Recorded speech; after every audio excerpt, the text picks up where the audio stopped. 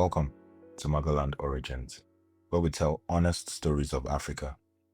Today's story begins in the heart of Africa, in a land of immense beauty and unimaginable wealth. A land crossed by mighty rivers, covered in vast rainforests, and rich in minerals that would help power the modern world. But for generations, the people of this land would see little benefit from its riches. This is the story of Patrice Lumumba, a man who dared to believe that the Congo belonged to its people, a man whose dream of freedom would make him a hero to millions and an enemy to some of the most powerful forces on earth. Long before Patrice Lumumba was born, the Congo had already become the site of one of the most brutal colonial regimes in human history.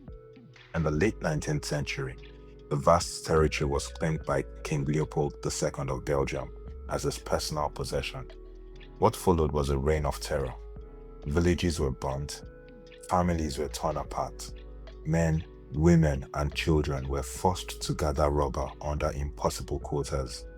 Those who resisted faced beatings, mutilation, or death. Millions perished. Although Belgium later took direct control of the colony, the basic reality remained unchanged.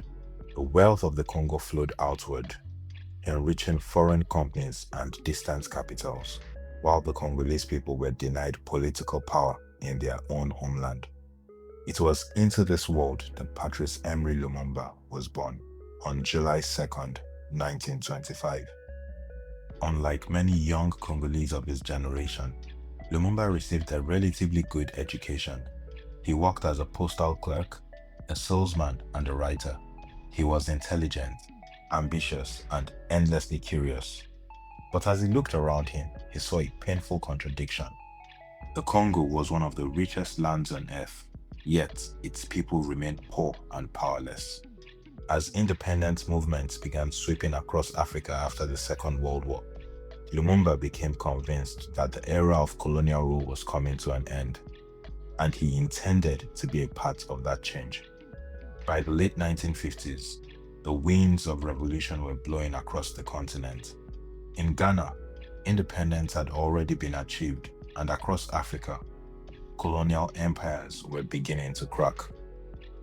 In the Congo, Patrice Lumumba emerged as one of the most powerful voices demanding freedom. Unlike many political leaders who appealed primarily to their own ethnic groups or regions, Lumumba spoke of something larger. He spoke of a united Congo, a nation where people from every community, every province, and every background would stand together as equals. In 1958, he helped establish the Congolese national movement. His speeches electrified crowds.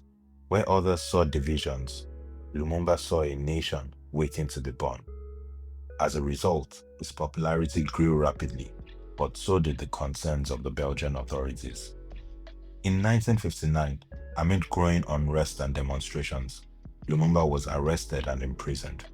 But instead of silencing him, the arrest transformed him into a national symbol. The more the colonial authorities tried to suppress him, the stronger his message became. Soon, Belgium realized that independence could no longer be delayed, and in early 1960, Congolese leaders were invited to Brussels to negotiate the country's future. Lumumba attended as one of the leading voices of the independence movement, with the negotiations producing a historic agreement. The Congo became independent on June 30th, 1960. For millions of Congolese, it was the moment they had dreamt of for generations. Yet, nobody could have predicted what would happen next. On Independence Day, dignitaries gathered to celebrate the birth of a new nation. The Belgian king, Baudouin, praised Belgium's colonial mission with a speech portraying independence as a generous gift from Belgium to the Congolese people. When he was done, Patrice Lumumba stood up to speak. What followed would become one of the most famous speeches in African history. Without warning, Lumumba shattered the carefully scripted ceremony. He spoke of forced labor, humiliation, racial discrimination, and suffering. He reminded the world that Congolese independence had not been handed down by a benevolent empire, but had been won through struggle, sacrifice, and determination. For many Africans listening across the continent, the speech was electrifying, but for most in Belgium and the West, it was deeply unsettling. At that moment, Patrice Lumumba became far more than a prime minister. He became the face of uncompromising African independence.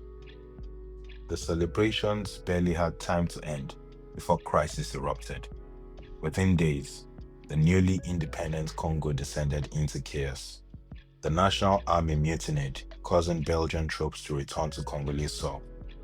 Lumumba opposed the return of the Belgian troops fiercely, since it was nothing but a violation of Congolese sovereignty. Then came an even greater threat. Katanga, the country's richest province, announced its secession. It contained vast reserves of copper, cobalt, and other valuable minerals.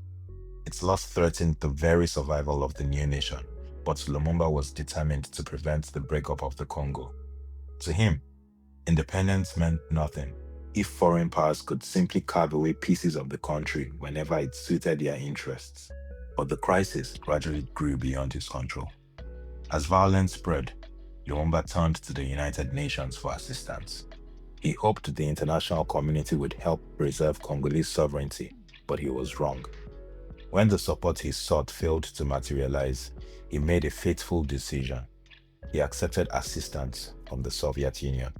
This was happening in 1960, the height of the Cold War. The world was divided between two rival superpowers. To Western governments, Lumumba's outreach to Moscow was alarming, but to Lumumba, it was a matter of survival. He needed help defending his country. In the eyes of many powerful officials in Washington and Brussels, he had crossed the dangerous line. Almost overnight, his image was transformed from a nationalist leader into a perceived geopolitical threat.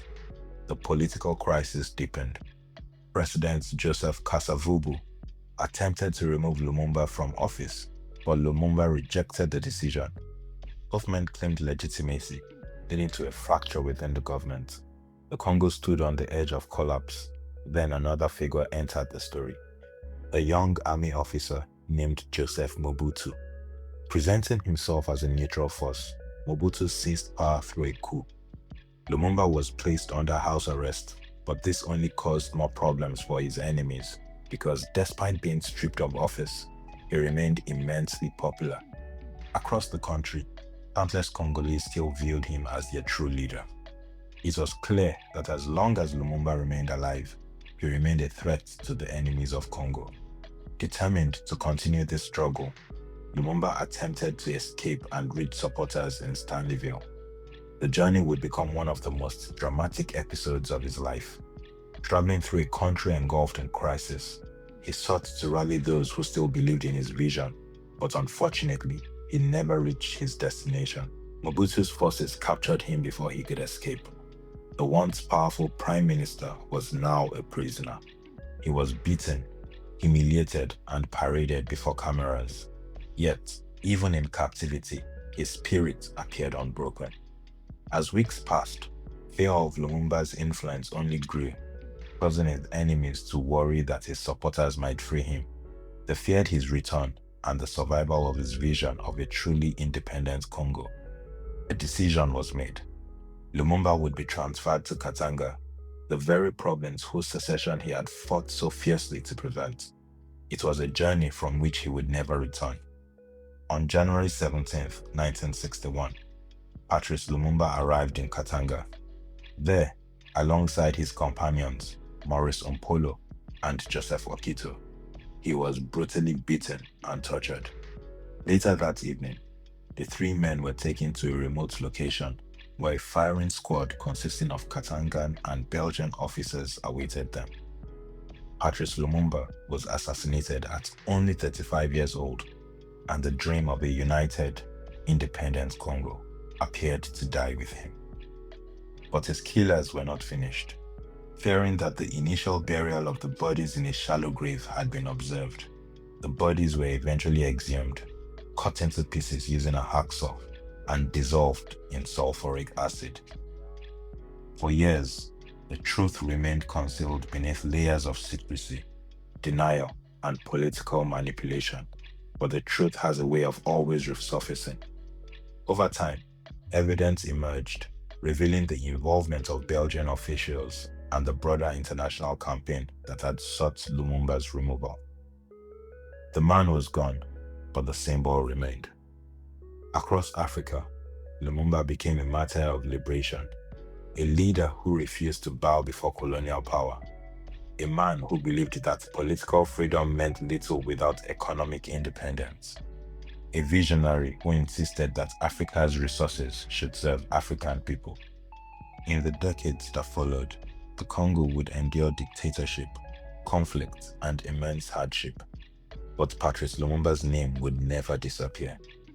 Till date, his portrait hangs in homes, classrooms, and government buildings. His speeches continue to inspire generations, and his story has become one of the defining tragedies of the 20th century.